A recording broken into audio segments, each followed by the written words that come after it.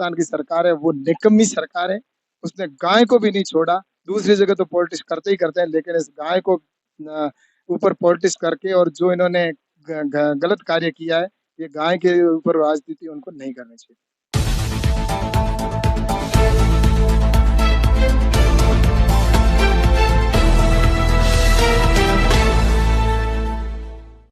नमस्कार, मैं हूं दिनेश कुमार और आप देख रहे हैं सच्ची खबरें। आज केंद्रीय कृषि मंत्री कैलाश चौधरी का बाड़मेर और जैसलमेर में दौरा रहा। उसी दौरान उपखंड मुख्यालय शिव पर आयोजित किसान मेला एवं किसान सम्मेलन में भी भाग लिया। उसी पर एक सबसे बड़ी जो देखने को मिली चीज वह थी, उसमें काटा गया बाजरे का केक, जो कि हमारे ही पश्चिमी राजस्थान में ज्यादातर इसकी उपज बाजरे की होती है। उसी से बना ये केक था और वह केक काटा गया।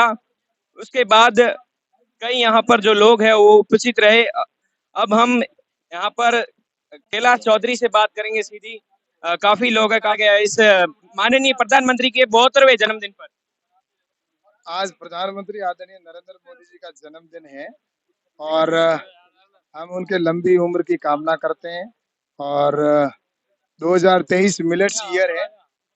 2023 मिलेट्स ईयर है, जिसमें पूरे विश्व के अंदर मिलेट्स का खाद्यान्न लोग खाए, जिससे कि जो कुपोषण की समस्या है उसका समाधान हो सके। इसके लिए प्रधानमंत्री जी ने यूएनओ के अंदर प्रस्ताव रखा था और उसको स्वीकार किया और अब पूरा इसका नेतृत्व भारत कर रहा है। तो ये बाजरे का केक काट कर हम को यहाँ पर इतनी बड़ी संख्या के अंदर लोग आए। जो जन कल्याणकारी योजना का कार्यक्रम था, इसमें सारे जो प्रधानमंत्री जी की योजना है उनका सबने तारीफ की और कहा कि वास्तव में जो प्रधानमंत्री जी कर रहे हैं उनके लिए हम बधाई देते हैं, धन्यवाद देते हैं और उनकी लंबी उम्र की कामना करते हैं। नेतृत्व में बहुत कुछ काम होगा, कुछ काम हुए हैं, जिसमें भगवान श्री राम का मंदिर है, धारा 370 है, लेकिन अभी तो बहुत कुछ। ये आजादी का अमृत काल है। इस आजादी के अमृत काल के अंदर आपको बहुत कुछ देखने को मिलेगा। और 2000 जब हम 47 मनाएंगे, जिस दिन आजादी के 100 साल पूरे होंगे, जब भारत हमारा विकसित होगा, उस समय अमेरिका और इंग्लैंड से भी आगे होगा। उस समय यहाँ पर किसान हो चाहे युवा हो, वो खुशहाल होगा। इस कल्पना के साथ प्रधानमंत्री 5 वर्ष के लिए पंचवर्षीय योजना नहीं बनाते।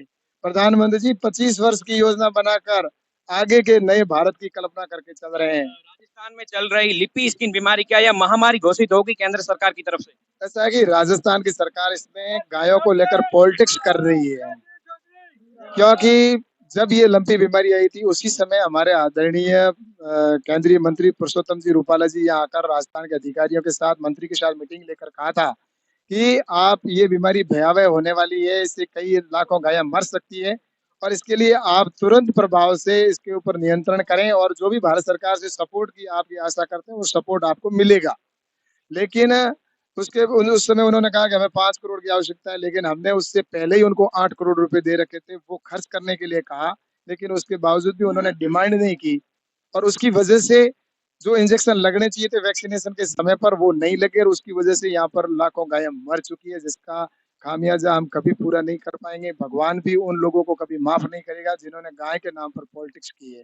भारत सरकार ने वैक्सीनेशन के लिए उन्होंने जब जैसी डिमांड की तो आज 65,000 से अधिक वैक्सीनेशन के टीके हमने उनको पहुंचा दिए, लेकिन उसके बावजूद भी नहीं कर रहे हैं। तो इसका मतलब ये स्पष्ट लगता है कि उनकी मानसिकता सिर्फ पॉलिटिक्स करने की है। और रही बात इसके अंदर महामारी, तो महामारी के अंदर भी तो सरकार पैसा देती है, तो सरकार ने तो पैसा दे रखा है एडवांस में, फिर क्या चाहिए इनको? इनको सिर्फ राजनीति करनी है, इनको गायों को बचाने की इनके कोई मन में भी नहीं है। इसलिए मुझे लगता है कि भारत सरकार ने तो गौ माता को बचाने के लिए हर संभव प्रयास किए हैं, लेकिन राजस्थान की सरकार है वो निकम्मी सरकार है। उसने गाय को भी नहीं छोड़ा। दूसरी जगह तो पॉलिटिक्स करते ही करते हैं, लेकिन इस गाय को ऊपर पॉलिटिक्स करके और जो इन्होंने गलत कार्य किया है, ये गाय के ऊपर राजनीति उनको नहीं करनी चाहिए। ये थे केंद्रीय कृषि मंत्री कैलाश चौधरी। मैं आपको बता दूं, व्यापारी गण ने भी गायों के लिए 15 सितंबर को पूरा राजस्थान बंद रखा था, पर अभी तक इसके ऊपर राज्य सरकार ने कोई बड़ा एक्शन नहीं लिया है।